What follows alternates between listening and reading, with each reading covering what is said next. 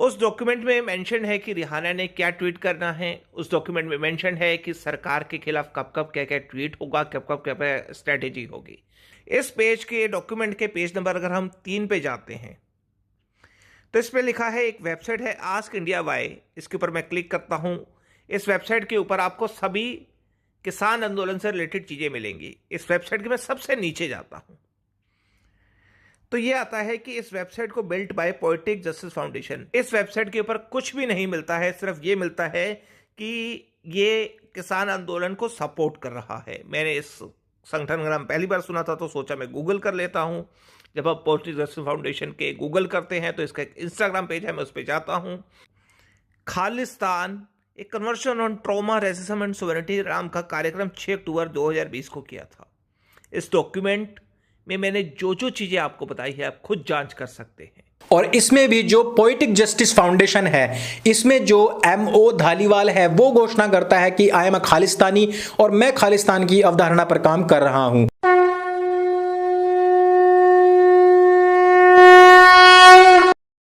नमस्ते दोस्तों, आप सबका एक बार फिर से स्वागत है आपके अपने YouTube चैनल सत्य सनातन में।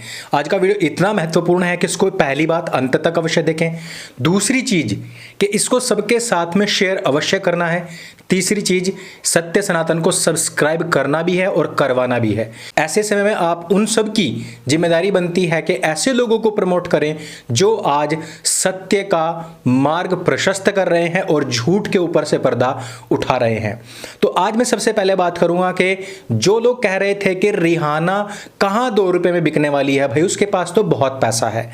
वही लोग थोड़ी देर में कहने लग गए थे कि जो अंबानी है वो तो 1000 गुना ज्यादा अमीर है रिहाना से, वो तो किसी को भी खरीद सकता है, किसी को भी बेच सकता है। अर्थात चिटबिन की और पटबिन की। वही लोग जो कल तक कह रहे थे कि क्या कोई बैकअप प्लान नहीं था, वो ही थोड़ी देर बाद कहने लग गए कि दिल्ली के बॉर्डर पर इतनी सारे चाक चौबंद क्यों करी गई। तो इस वजह से इन सभी प्रोपेगेंडा को धता बताते हुए हम आज खुलासा करने वाले हैं MO धालीवाल, जिसने कि इस पूरे के पूरी टूल किट का निर्माण कराया, उसको स्प्रेड कराया, उसका साथ ही साथ एक्सपोज करेंगे कांग्रेस का और टूल किट का जो संबंध है, जो नेक्सस है उसको। और इसी के साथ ही साथ मैं बताऊंगा कि पैसा आखिर आ कहां से रहा है। रिहाना और चाइना का वो संबंध जिसके आधार पर चाइना ने पूरे के पूरे अफ्रीका को अपने कब्जे में लिया, ठीक उसी प्रकार से जिस प्रकार से ईसाई मिशनरीज साउथ अफ्रीका पहुंची थी और उन्होंने उनको बाइबिल दी।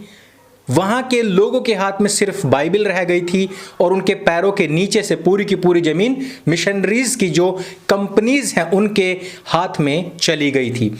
ठीक वही कुछ हमारे भारतवर्ष के लिए हो रहा है।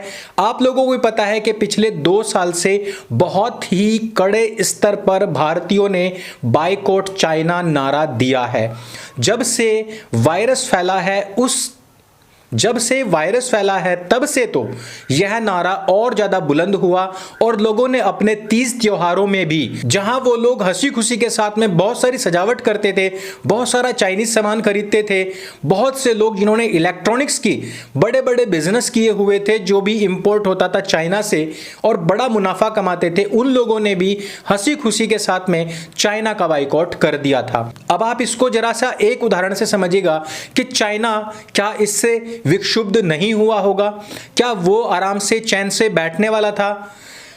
इस बात को एक छोटे से एग्जांपल से मैं आपको समझाता हूं कि हैना मोंटाना, इसका एक प्रोग्राम पूरा का पूरा आया करता था। इस लड़की ने एक चाइनीज मित्र था और बहुत सारे मित्र थे, उन्होंने अपनी आंखें छोटी कर ली थी और एक फोटो खिंचवाया था। इस फोटो को देखने के बाद में चाइना ने हैना मोंटाना के ऊपर ही पूर्ण प्रतिबंध लगा दिया था और उसने कहा था कि इससे चाइना की भावनाएं आहत हुई हैं। यहां तक कि यूएस ने पिछले साल ही एक बिल पास किया था जिसमें उन्होंने कहा था कि यूएस में बनने वाली फिल्म्स जब चाइना जाती हैं रिलीज होने के लिए, तो वहां पर रिलीज करवाने के लिए यहां के डायरेक्टर प्रोड्यूसर्स उनमें से वो सब सीन निकाल देते हैं जिनसे कि चाइना को लगता है कि उनकी भावनाएं आहत हो रही हैं। यानी कि ताइवान के पक्ष में यदि कुछ भी उसमें है, तिब्बत के पक्ष में है, यदि उसमें कहीं पर भी मानवाधिकार के विषय में बोला गया है तो वो सीन आपको काटना ही पड़ेगा। यही नहीं, इन फ्यूचर आने वाली फिल्मों में से भी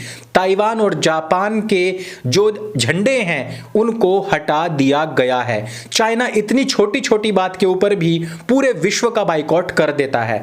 आज जिस ट्विटर की आप बात कर रहे हैं, फेसबुक की बात कर रहे हैं, यूट्यूब की बात कर रहे हैं, उन सब का बाइकॉट चाइना ने ऑलरेडी किया हुआ है। यानी कि उसका पूरा का पूरा जो सिस्टम है वो आत्मनिर्भर है। अभी हम कुछ दिनों से देख रहे हैं कि हम हर चीज के ऊपर आत्मनिर्भर होते जा रहे हैं। भारतवर्षियों ने, भारत की सरकार ने इसको अपना प्रमुख नारा बना दिया है। यही नहीं, ऑक्सफोर्ड ने भी आत्मनिर्भर को वर्ड ऑफ द ईयर घोषित किया है। यहां एक तरफ इतनी बड़ी बात चल रही है, वहीं पर हम चाइना का बाइकॉट कर रहे हैं। हम जानते हैं कि चाइना इतना बड़ा घाघ है कि यदि एक फोटो आप आंख छोटी करके भी खिंचवा देते हैं तो आपका पूरा का पूरा बिजनेस, आपका कैरियर वो खत्म कर सकता है। ऐसे में आपने बाइकॉट चाइना किया, ऐसे में आपने आत्मनिर्भर भारत कहा, ऐसे में आपने वैक्सीन बनाई। वैक्सीन बना करके भारत ने सबसे बड़ी कुल्हाड़ी चाइना के पैर पर मारी थी। मैं बेसिक क्यों बता रहा हूं, ताकि आपके पॉइंट्स क्लियर हों। दोस्तों, चाइना ने वायरस हमेशा इस वजह से फैलाया ताकि वो उसकी वैक्सीन निकाल सके।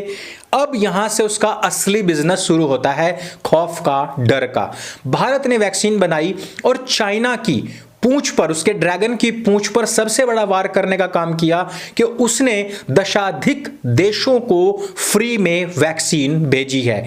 इवन यही नहीं, अब तो चाइना का सबसे बड़ा टट्टू पाकिस्तान भी भारत से फ्री में करोड़ों वैक्सीन पाने जा रहा है। अब ऐसे समय में जहां पर वो अपना पूरा का पूरा बिजनेस स्टॉक जमा करके बैठा हुआ था, वो सारा का सारा हो जाता है धराशायी। ऐसे में चाइना क्या करता है, अब मैं आपको बताऊंगा चाइना ने क्या किया। लेकिन उससे पहले मैं आपको बता देता हूं कि चाइना ने पहले क्या किया था इसी रिहाना के माध्यम से। दोस्तों, रिहाना 2012 से पहले कुछ भी नहीं थी, लेकिन अचानक से चाइना ने इसको प्रमोट किया। इसके जो फोटोज थे, पिक्चराइजेशन इसका कराया, इसका बल्कि एक पूरा का पूरा वीडियो एल्बम बनवाया गया जो कि काफी फेमस भी हुआ था। इसके पीछे उसका एक प्रोपेगेंडा था और इस प्रोपेगेंडा को एक अखबार ने बड़ी ही शालीनता के साथ में बहुत अच्छे शब्दों में गूंथ करके एक आर्टिकल लिखा था। और उस आर्टिकल में कहा गया था कि किस प्रकार से ये जो प्रिंसेस ऑफ चाइना बताया जा रहा है रिहाना को, इस वजह से बताया गया है क्योंकि रिहाना जो उसका रंग है वो ब्लैक है, जो कि अफ्रीकन से मिलता जुलता उसका नैन नक्श है। और यहां पर यह दिखाने का प्रयास किया गया है कि रिहाना चाइना में बड़े आराम से और प्रिंसेस बन करके रहती है। इसका इफेक्ट जाएगा अफ्रीका के गरीब देशों के ऊपर। और इसी आर्टिकल में यह भी बताया गया है कि अपने बिजनेस लाभ उठाने के लिए वहां के लोगों के दिल के अंदर उसको अपनी पैठ बनानी थी। चाइना के प्रति अफ्रीकन लोगों का जो सॉफ्ट कॉर्नर है वो झलके, उन लोगों को लगे कि हमारा यदि कोई मसीहा है तो वो चाइना ही हो सकता है। ऐसा नहीं है कि 2012 से पहले वहां पर चाइना का बिजनेस नहीं था, लेकिन अफ्रीकन लोगों ने भी भारतीय लोगों की तरह ही उनका बाइकआउट करना शुरू कर दिया था। यहां पर एक नया एनवायरनमेंट बनाया गया, अफ्रीकन्स को दिखाया गया कि अफ्रीकन्स के प्रति, ब्लैक स्किन के प्रति चाइनीज का जो रवैया है वो कितना अच्छा है, वो कितने प्यार से इन लोगों को रखते हैं। और धीरे धीरे उनका जो ब्रेन वॉशिंग की गई उसके तहत बाद में फिर अफ्रीकन कंट्रीज चाइना के पैरों के नीचे आती चली गई। आज अगर आप देखेंगे कि WHO वही कार्य करता है, वही कहता है जो चाइना चाहता है और उससे कहलवाना चाहता है। इस बात की समीक्षा पहले भी अमेरिका कर चुका है। वही रिहाना उस समय पर जो वहां से बिजनेस लाती थी, आज रिहाना का भी बड़ा बिजनेस चाइना बेस्ड है। यानी कि चाइना के अंदर रिहाना के जो पर्सनल बिजनेस हैं वो बहुत स्प्रेड हो चुके हैं। ये रिहाना उन्हीं की एक टट्टू है और चाइना के इशारे पर ही ये सारा का सारा काम हो रहा है। लास्ट वीडियो में मैंने आप लोगों को एक बात पूछी थी कि अगर हम स्वदेशी अडानी और अंबानी को नहीं अपनाएंगे तो हम क्या करेंगे। बहुत सारे जो बुजुर्ग लोग होंगे या अभी जिनकी उम्र 40-50 साल के आसपास होगी, उन लोगों को पता पता होगा कि डंकल प्रस्ताव क्या था। उन लोगों को पता होगा कि 90s के दौर में जिस समय पर नरसिम्हा राव की सरकार थी, उस समय पर कौन कौन से यहां समझौते हो रहे थे। दोस्तों, ऐसे ऐसे समझौते थे जिसमें कि सारा बिजनेस विदेशों से ही होने वाला था। 2014 से पहले राहुल गांधी का एक स्पीच है जिसमें वो कहता है कि 10 पैसे के आलू को चिप्स बना करके 10 रुपए का पैकेट बना करके बेच दिया जाता है। हम यहां पर वॉलमार्ट लाएंगे, सबसे पहले 100 वॉलमार्ट लगेंगे और फिर हर जिले जिले में वॉलमार्ट आएगा। वो वॉलमार्ट की जो अभिधारणा थी वो क्या थी, यानी कि अमेरिका की जो सबसे बड़ी कंपनी है वो भारत के अंदर आएगी और यहां पर वो इन्वेस्टमेंट करेगी, बिजनेस करेगी और किसानों से डायरेक्ट माल खरीदेगी। बीच के जो दलाल हैं उनको खत्म कर दिया जाएगा। बहुत ही शीघ्र पतन है आप लोगों की बुद्धि का। इस वजह से 6-7 साल पहले ये बात शायद आपके दिमाग में ना हो। मैं उस समय पर स्टूडेंट था और मुझे अभी तक भी राहुल गांधी का वो स्पीच याद है। वॉलमार्ट का बहुत ज्यादा विरोध हुआ था और आज की तारीख में यदि उसको टक्कर देने का सबसे बड़ा कोई कार्य कर रहा है तो वो है जियो मार्ट। जियो मार्ट भारत का है।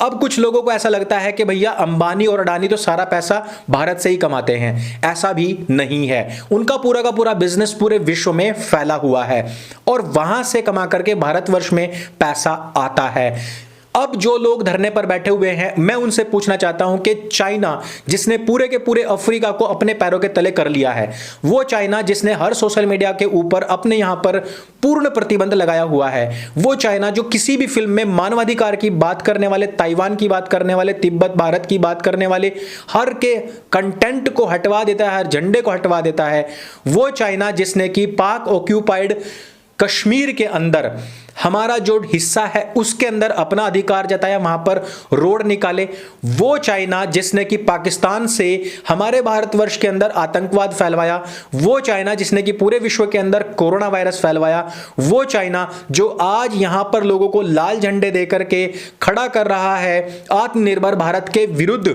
वो कृषि सुधार जिनका हम पिछले 3 दशकों से इंतजार कर रहे थे, उनके लागू होने के बाद ये सारे के सारे जो प्रोपेगेंडा है ये रिहाना के हाथ क्यों नहीं चल सकते हैं। भारतवर्ष के अंदर अगर मैं सच्ची बात कहूं तो पोर्न इंडस्ट्री पाकिस्तान के साथ ही साथ पूरे एशिया के अंदर काफी प्रभावी है। ऐसे में ऐसी महिला को क्यों नहीं खड़ा किया जा सकता जिससे कि लोगों को लगे कि भाई हमारे हित की बात हो रही है। आप लोगों ने भी देखा होगा कि इलेक्शन में जो खड़ा हुआ कैंडिडेट है वो भले ही ढंग का ना हो, लेकिन अगर वहां पर आप 2 लड़कियों को नचा देते हैं तो काफी लोग वहां पर जुट जाते हैं। कुछ इसी तरीके की स्थिति से पूरी तरीके से वाकिफ है चाइना और भारतवर्ष की स्थिति आज उन्हीं लोंडे लफाड़ों की तरह है जो कोई भी लहंगे में घूम घूम कर डांस करने वाली लड़की को देखकर ही कैंडिडेट को वोट कर देते हैं। आज स्थिति भारतीय समाज की, भारतीय युवाओं की ऐसी ही बनती जा रही है। अगर मैं ऐसा कहूं तो इसमें कोई भी दो राय नहीं है। अब मैं आता हूं नेक्स्ट पॉइंट के ऊपर। एक वीडियो क्लिप अभी जारी हुआ था जिस वीडियो क्लिप में सारी की सारी रिसर्च बग्गा जी ने करके दी थी। वो वीडियो मैं आप लोगों को पिन कमेंट में भी दे दूंगा, वहां पर भी आपको पूरी की पूरी मिल जाएगी। इसमें यही बताया गया था कि किस प्रकार से जो MO धालीवाल है उसके द्वारा ही ये पूरी की पूरी जो किट है तैयार करवाई गई थी। और इसमें भी जो पोएटिक जस्टिस फाउंडेशन है, इसमें जो MO धालीवाल है वो घोषणा करता है कि आई एम अ खालिस्तानी और मैं खालिस्तान की अवधारणा पर काम कर रहा हूं। यानी कि अगर हम MO धालीवाल से वापस चलते हैं तो MO धालीवाल जाता है सीधे पोएटिक जस्टिस, पोएटिक जस्टिस से हम जाते हैं सीधे आस्क इंडिया और आस्क इंडिया से हम जाते हैं ये किट। और जिस किट में की सब कुछ बताया गया था कि किसको कहां पर क्या ट्वीट करना है। अब ये जो ट्वीट की बात आती है, उस ट्वीट में एक बात बहुत महत्वपूर्ण है कि कांग्रेस का महिला मोर्चा एक ट्वीट करता है जो कि 18 तारीख को ही हो जाता है, लेकिन इस किट में जो ट्वीट दिया गया था वो इससे हूबहू मिलता जुलता है। यानी कि इसका मतलब यह हुआ कि 18 तारीख से पहले ही कांग्रेस को पता था कि इस पूरी की पूरी टूल किट में क्या है, उसको पता था कि किस तरीके का प्रोपेगेंडा चलने वाला है और किस तरीके से 26 जनवरी को इतना बड़ा हंगामा होने वाला है। इससे यह भी शक पैदा होता है कि जो बार बार चाइना से मिलना जुलना होता है नकली गांधी खानदान का, उस गांधी खानदान का भी इसके पीछे कोई ना कोई हाथ हो सकता है। तो इस प्रकार से दोस्तों मैंने आपको बहुत शॉर्ट में ये सारी चीजें बताई हैं कि किस प्रकार से चाइना अपने खिलाफ उठने वाली एक छोटी सी आवाज को भी दबा देता है, लेकिन यहां भारतवर्ष में तिरंगे का अपमान करके भी दो आंसू टपकाकर अपनी पूरी की पूरी जाति को एक साथ करने का प्रोपेगेंडा लोग कर लेते हैं। किस प्रकार से एमओ धालीवाल ने भारत के खिलाफ तिरंगे का अपमान करवाने, खालिस्तान का झंडा फहरवाने का पूरा प्रपंच रचाया, और वो खुद कहता है कि मैं खालिस्तानी हूं, और आज हमें वो टूल किट मिल जाती है और लोग फिर भी बेशर्मी के साथ में डटे हुए हैं अपने भारत देश के खिलाफ ही उसका अपमान करने हेतु। हमने आपको बताया किस प्रकार से अफ्रीका के खिलाफ चाइना ने जाकर के किस प्रकार एक प्रोपेगेंडा वार चलाई और वहां के पूरे खनिज संपदा के ऊपर आज अपना अतिक्रमण करके वो बैठा हुआ है। हमने आपको बताया कि किस प्रकार से चाइना हमारे आत्मनिर्भर भारत का जो हमारा एक सशक्त नारा है उसको धता बता करके नीचे गिरा करके अपने पैरों के तले लाना चाहता है। यदि आप भी वैसा करना चाहते हैं तो भारत के खिलाफ खूब खुल करके और छक करके गद्दारी कीजिए, और यदि नहीं करना चाहते तो ऐसे प्रोपेगेंडास जो भारत के खिलाफ फैल रहे हैं उन सब के खिलाफ मुखर होकर के खड़े हो जाइए। वीडियो अच्छी लगे तो इसको सबके साथ में स्प्रेड अवश्य करें, सत्य सनातन का साथ अवश्य दें। मेरे संग बोले सत्य सनातन वैदिक धर्म की जय। जय हिंद, वंदे मातरम।